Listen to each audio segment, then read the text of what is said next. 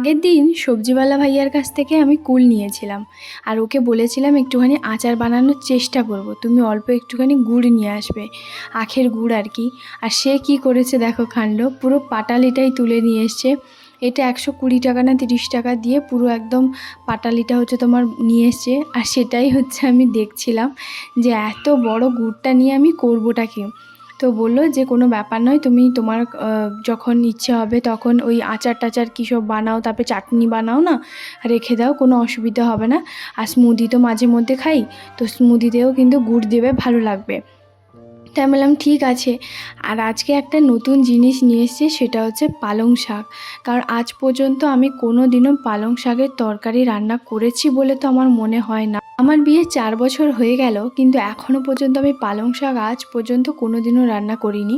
তবে আমার বরের না খুব পছন্দের। তবে আজকে কেন হঠাৎ করে নিয়ে এসেছে কে জানে। তো যাই হোক, আজকে আমি ভেবেছি যে আমি রান্নাও করব আর খাবো। আমার মা না পালং শাকটা সবজির মধ্যে একদমই পছন্দ করে না। তো সেই থেকে আমারও বাড়িতে কোনোদিনও আসতো না, আর আমরাও কোনোদিনও খেতাম না। আর আমার সব সবজির মধ্যে একটা জিনিস অপছন্দ, সেটা হচ্ছে শিম। মানে শিম আমি ছুঁবও না, আর ব্যাগে থাকলেও সেটা বের করব না। বাদবাকি কাটা খাওয়া তো দূরের কথা। তার মানে বুঝতে পারছো আমি কতটা শিম অপছন্দ করি। ছোটোবেলায় একবার যখন মা রান্না করেছিল শিম ভাজা, সকালবেলা স্কুলে যাব আমি আর দিদি দুজন মিলে তোমার রোদে বসে খেতে বসেছি। আর তারপর শিম ভাজা তরকারি এগুলো দিয়ে সকালবেলা খাওয়া দাওয়া করে আমরা স্কুলে যাব। তো সেই যে একবার যে মুখে দিয়েছিলাম, সেই থেকে যে বমি করেছিলাম, সেই দিন থেকে আমাদের বাড়িতে কোনো দিনও শিম আসে না। তবে আমি বিয়ের আগে শ্বশুরবাড়িতে একটাই কথা বলেছিলাম, আমি সব সবজি রান্না করব, সব সবজি খাবো, আমার কোনো অসুবিধে নেই, কিন্তু অল্প হলেও একটুখানি চেখে দেখব। কিন্তু যেটা আমি খাবো না, সেটা আমি ছুঁবো না, সেটা হচ্ছে শিম। তো সেই শুনে আমার শ্বশুরমশাই বলেছিল ওইটাই বারবার আসবে। তো যাই হোক, আসে সবজি, কিন্তু ওইটা আমি কখনোই কাটি না, ছাড়াই না, কোনো কিছু করি না। রান্না করার শেষে আমার শাশুড়ি কিন্তু শিম ভাজা রান্না করে। তবে পরে আমি বরের কাছ থেকেও একটা কথা শুনলাম, ও বলল আমারও জানো তো শিম অতটা ভালো লাগে না। তাই আমাদের দুজন যেহেতু আমরা একসঙ্গে থাকি, তো আমাদের কোনো দিনও আজ পর্যন্ত দেখেছো নিশ্চয়ই সবজির মধ্যে কমন কিছু কিছু সবজি যেগুলো শীতকাল গরমকাল, যেগুলো সারা বছর এখন তো পাওয়া যায়, তো সেগুলো তো নিয়ে আসে। আর শীতকালেও প্রায় যে যে সবজিগুলো পাওয়া যায় সেগুলোও নিয়ে আসে, কিন্তু শিমটা কখনোই নিয়ে আসে না। তো যাই হোক, আজকে করব পালং শাক আলু বেগুন দিয়ে চচ্চড়ি। তবে মা যেহেতু খায় না, তাই মাকে আর জিজ্ঞেস করার সাহস হয়নি। কারণ মা হয়তো বলে দিত, তারপর ভাবলাম থাক, যে মানুষটা পছন্দ করে না ওনাকে আর জিজ্ঞেস করার দরকার নেই, আমি ইউটিউব দেখে তোমার দেখে নেব। আর ও বলল যে ওই চচ্চড়ির মতনই হয় আর কি। কারণ ও না একটুখানি চচ্চড়ি মানে থালার মধ্যে দুপুরবেলা একটু পেলে ও ভীষণ খুশি হয়, আর একটু খেতেও ভীষণ ভালোবাসে। আমি যে অপছন্দ করি তা না, আসলে যেহেতু বাড়িতে হতো না, তাই তার টেস্ট কেমন স্বাদ কেমন আমি অতটা জানি না। মা যে রান্না এটা জানে না তাও নয়, মা কিন্তু রান্নাবান্না সমস্তটাই জানে, কিন্তু ওই যে মায়ের পছন্দ নয়, খায় না। তবে আমার বাবার বাড়ির কাছে একজন কাকিমা, ওই কাকিমার কাছে আমি 2-3 বার মতন পালং শাকের চচ্চড়ি পালং শাকের তরকারি আমি কিন্তু খেয়েছি। ওই কাকিমা বানাতো, তো আমাকে দিত। তো যাই হোক, সকালবেলা তো সেরকম কোনো কিছু খাইনি। আজকে তোমার রুটি বানিয়েছিলাম, তো রুটি আর তোমার এই যে চা নিয়ে বসে পড়েছি। এখন খাবো, তারপর বাদবাকি কাজগুলো করব। খাওয়া দাওয়া করে আসার পর ঝটপট করে এখন রান্নাবান্না শুরু করে দিয়েছি। এক এক এক এক করে সমস্ত কিছু তোমার কাজবাজগুলো করছি। আর হ্যাঁ, যেটা তোমাদেরকে বলবো বলেছিলাম, তো কালকের ব্লগে অনেকেই বেশ ভালো ভালো কমেন্ট করেছো, খুব ভালো লাগলো। আমাদের বিবাহবার্ষিকীর শুভেচ্ছা জানালে, খুবই ভালো লাগলো, খুবই খুশি হয়েছি।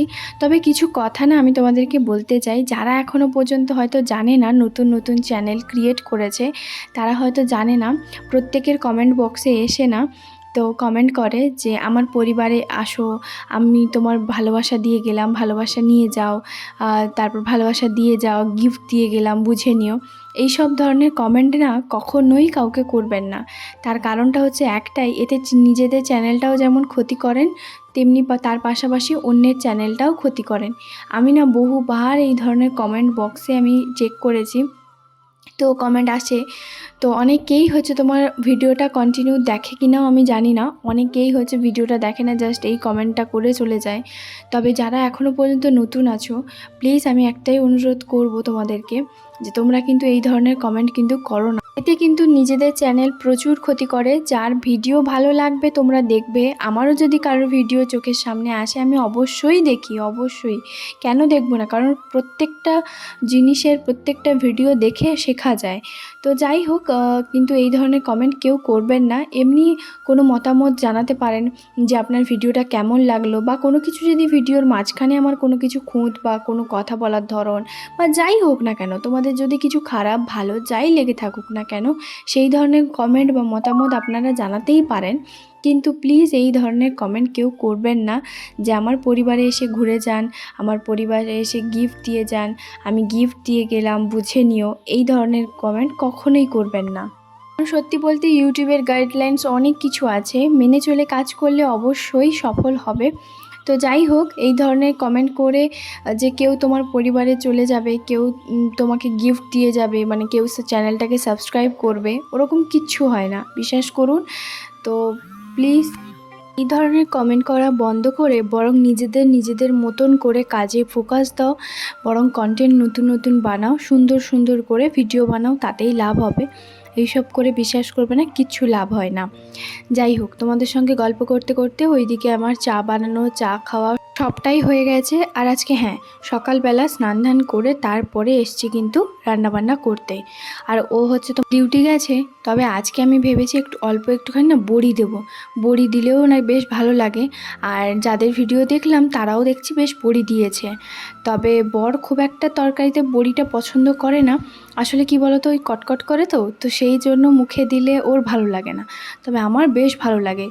আর জানো তো, আলাদা করে আর পালং শাকটাকে সেদ্ধ করলাম না, মানে ভাপিয়ে তুললাম না, ওর মধ্যেই একসঙ্গে দিয়ে ভালো করে নাড়াচাড়া করে তার ঢাকা দিয়ে কিছুক্ষণ রেখে দেব। আর তারপর নুন হলুদ আর যা যা লাগে সমস্ত কিছুটাই দেব। যাই হোক, ওইদিকে পালং শাকের বাটিটাও ভালো করে ধুয়ে নিলাম, আর এরপর জায়গার জিনিস জায়গায় রেখে দিচ্ছি। আসলে আমার এই নিচের যে কাউন্টার টপটা, এটা তো একটুখানি ছোটো, খুব একটা বেশি জিনিস আমি এখানে রাখি না।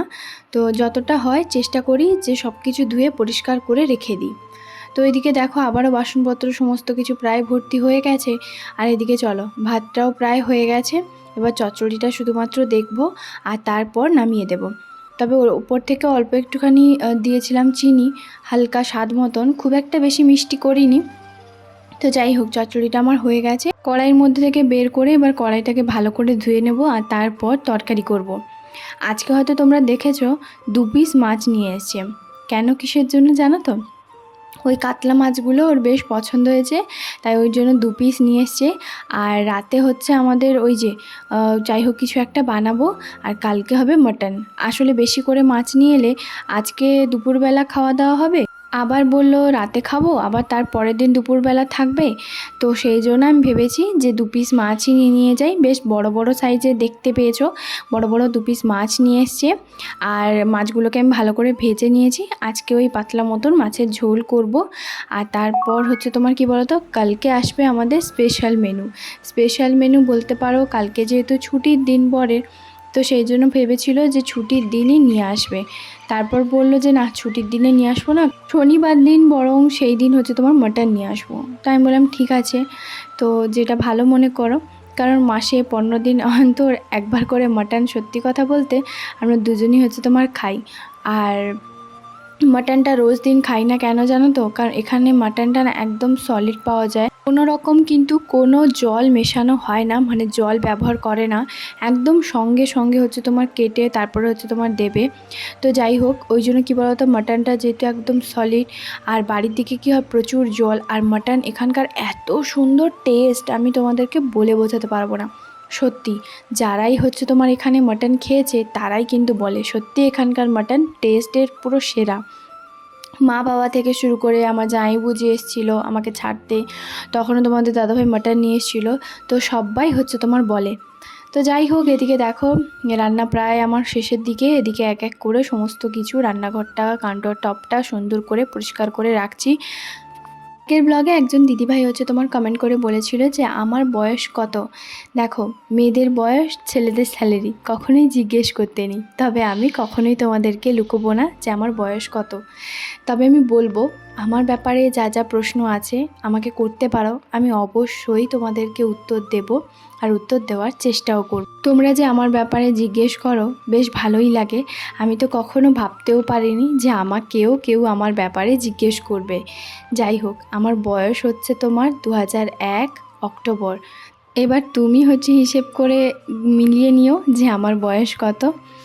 যাই হোক, ওদিকে তরকারির মধ্যে না আমি ভাবলাম যে গরম জল ব্যবহার করব। এখন কিন্তু আমি গরম জলই দিই, আর গরম জল দিলে কি হয়, তরকারির আলাদাই একটা টেস্ট হয়। ঠান্ডা জলে তরকারিটা অতটাও দেখেছি ভালো হয় না। চিকেন বলো, মাটন বলো, এগুলো তো গরম জল করি। তবে আজকে হচ্ছে তোমার কি বলো তো, ঝোল, এগুলোও আমি কিন্তু এখন গরম জল এক সাইডে বসিয়ে দিয়েছি। ঝোলটা আমার প্রায় ফুটছে। এদিকে এত পরিমাণে হাওয়া দিচ্ছে, সকালবেলা জামা কাপড়গুলো কেচেছিলাম সেইগুলোই এখন ভালো করে এক এক করে এখানেই ভাঁজ করে রেখে দিচ্ছি। আর হাওয়া দিচ্ছে, খুব ঠান্ডা বাতাস, তবে কি বলো তো, রোদের তাপটাও ঠিক সেরকম। আর দেখতেই পাচ্ছ পুরো জামা কাপড় একদম উড়ে যাচ্ছে মনে হচ্ছে। একটা কথা দেখবে তো, আমাদের সংসারে না কাজের পরিবর্তন আলাদা আলাদা করে হচ্ছে তোমার থাকে না, সবই এক। যেমন শীতকালে আমাদের সকালবেলা থেকে জামা কাপড় মেলে বিকেলবেলার দিকে জামা কাপড় ওঠানো হয়, তবুও দেখবে জামা কাপড় শোকেই না। তবে এখন গরমকালে, গ্রীষ্মকালে এটাই একটা সমস্যা হয়, সেটা হচ্ছে কি বলো তো, সকালবেলা মেলবে মাত্র 10-15 মিনিটের মধ্যে জামা কাপড় সব শুকিয়ে গেছে। আর সেই বিকেলবেলা পর্যন্ত যদি রাখা যায় তাহলে সে জামা কাপড় আর জামা কাপড় থাকবে না, রং চটে পুরো ঢং হয়ে যাবে। তো যাই হোক, একদিক দিয়ে তাড়াতাড়ির মধ্যে সমস্ত কিছুটাই করা হয়ে যায়। আর গরমকালে না মনে হয় সময় পার হতে চায় না। শীতকালে দিনগুলো তো ছোট হয়, কখন সকাল হয়, কখন দুপুর হয়, বিকেল হয়, সন্ধে হয়, বোঝাই যায় না। তবে গরমকালটা না সময় পার হতে চায় না। ওই যে বলে না, গরমকালটা জানি না কার ফেভারিট, তবে বিশ্বাস করো আমার গরমকাল একদম ভালো লাগে না। সেটা এখন নয়, বরাবরের জন্য। কারণ ওই ইত্তিস করা, হাঁপিয়ে ওঠা গরমে ভ্যাপসাতে আমার কেন জানি না দম বন্ধ হয়ে যায়। তবে যত ঠান্ডা পড়ুক না কেন, আমার কাজের গতি থাকে, এনার্জিও থাকে, সমস্ত কিছুটাই থাকে। হ্যাঁ, গরমকালে যে এনার্জিটা কম তা বলবো না, তবে ওই যে বারবার ঘেমে যাওয়া বিরক্তকর, এটাই হচ্ছে একটা ব্যাপার। তো এদিকে দেখো, সমস্ত কিছু কাজবাজ আমার হয়ে যাচ্ছে। এখন বাসনপত্রগুলো সব কিছু ভালো করে পরিষ্কার করে নিচ্ছি। বাসনপত্র বলতে পারো ওই মাছের ঝোলটা যে লাস্টে বানালাম সেটার হচ্ছে তোমার কড়াটা ছিল, আর গ্যাসের যে ওভেনগুলো সেগুলো হচ্ছে তোমার এখন ভালো করে ধুয়ে নিচ্ছি। আর তারপর এই মপটা দিয়ে ভালো করে সুন্দর করে এখন জল ঝরিয়ে পরিষ্কার করে নিচ্ছি। জানো তো, ওটা এত আমার ভালো হয়েছে, মানে তোমাকে বলে বোঝাতে পারবো না। সকালবেলা আমি ঘর ঝাড় দেওয়া, ঘর মোছা এগুলো তো করেছি, তবে ওই যে মাছের ঝোল রান্না করলে না, আমার এটা বলতে পারো সামনের দিকটা তো সেই জন্য কি বলো তো, তেল হচ্ছে তোমার চারধার ছড়ায়। তো সেই জন্য কি বলো তো, মাছের তেল চারদিকে একটু আধটু তো পড়ে, কারণ এই ছোটো জায়গা। তো সেই জন্য আমি কি করি, মাছের ঝোল বানালে সবটা সুন্দর করে আরও একবার ভালো করে মুছে নিলাম। এই যে দেখো, একদম ঝাঁ চকচকে হয়ে গেছে। এদিকে আমার রান্নাবান্নাও এক সাইডে রেখে দিয়েছি, ভাতটা আর চচ্চড়িটা ওই সাইডে রেখেছি। চলো, খাওয়া দাওয়া করার পর এখন হচ্ছে সোজা সকালবেলা আমি অল্প একটুখানি পেয়ারা নিয়েছিলাম। তো ওই 1 কেজি মতন, আর ছোটো ছোটো হয়েছে, তার মধ্যে 4টে মতন পেয়ারা আমি কেটেছি, আর টিভি দেখছি দুজন বসে। খাওয়া দাওয়া তো হয়ে গেছে, খাওয়া দাওয়ার পরে না পেয়ারা খেতে বেশ ভালোই লাগে। আর এই যে দেখো, পেয়ারাগুলো কি মিষ্টি আমি তোমাদেরকে বলে বোঝাতে পারবো না। দুপুরবেলা খাওয়া দাওয়ার পর পেয়ারা খেয়েছিলাম, একদম খাওয়ার পর সঙ্গে সঙ্গে। এখন সন্ধে প্রায় হতে চললো, মানে বিকেল গড়িয়ে সন্ধে হতে চললো। এখন বরের জন্য বানাচ্ছি স্মুদি, ওই কলা, তারপরে খেজুর, কাজু, কিশমিশ এইগুলো দিয়ে, হ্যাঁ অ্যালমন্ডটাও আছে, আর দুধ, এগুলো দিয়ে সব কিছু বেশ ভালো করে মিক্সিতে একবার মিক্স করে এখন ওর জন্য একটুখানি স্মুদি বানাচ্ছি। তো এখন রোজ দিন এটা চলতেই থাকবে। ও বলল যে একটু স্মুদি করে দাও, আমি এবার থেকে রোজ দিন স্মুদি খাবো।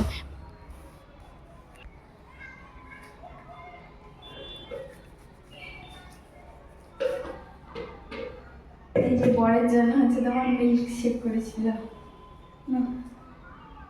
কি বলো কেমন লাগছে?